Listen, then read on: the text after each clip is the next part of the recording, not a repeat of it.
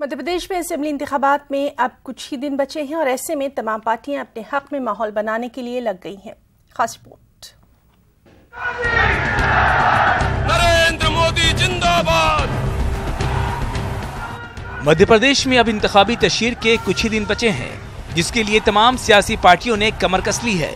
मध्य प्रदेश में इस बार किसकी सरकार होगी, इसका फैसला कुछ दिनों में हो जाएगा। 28 नवंबर को रियासत की आवाम तय करेगी कि हुकूमत इस बार किस पार्टी की होगी। वहीं इंतखाबी तशहीर के बाकी बचे दिनों के लिए बीजेपी, कांग्रेस, सपा और बसपा के साथ साथ सभी सियासी जमात इंतखाबी तशहीर में अपनी पूरी ताकत लगा रही है।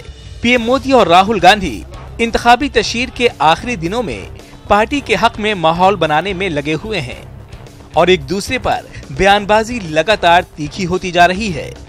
कांग्रेस का आने का मतलब होता है जातिवाद का जहर।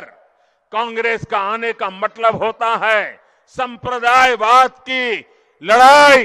कांग्रेस का आने का मतलब होता है मेरे तेरे का खेल।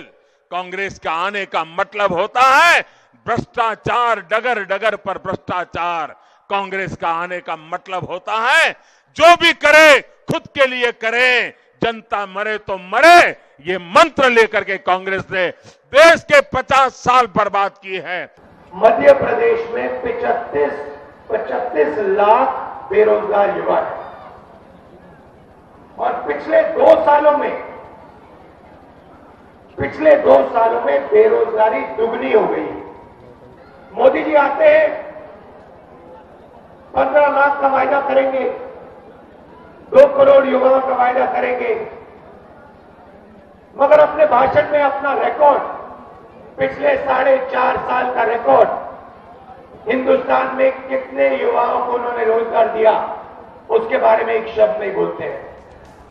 इस बार बीजेपी, कांग्रेस के अलावा सपा और बसपा ने भी पूरी तरह कमर कस ली है और तशहीर के आखिरी दौर में तमाम सियासी पार्टियों के दिग्गज इंतखाबी मैदान में पार्टी हक में माहौल बनाने का काम कर रहे हैं। Bureau report, news 18 Urdu. Madhya Pradesh में बीजेपी आज शाम 5 बजे से 10 बजे तक कमल दिवाली मनाने जा रही है। बीजेपी का निशाना 1 करोड़ खानदानों तक पहुंचने का है और इसके जवाब में कांग्रेस भी बदलाव की बाती जलाएगी। कांग्रेस के कारकुनान घर घर जाकर सरकार की नाकामियों से लोगों को वाकिफ करवाएंगे। 15 साल से हुकूमत कर रही बीजेपी इस बार भी हुकूमत बनाने का दावा कर रही है, जबकि कांग्रेस का कहना है कि तरक्की के नाम पर आवाम के साथ सिर्फ धोखा किया गया।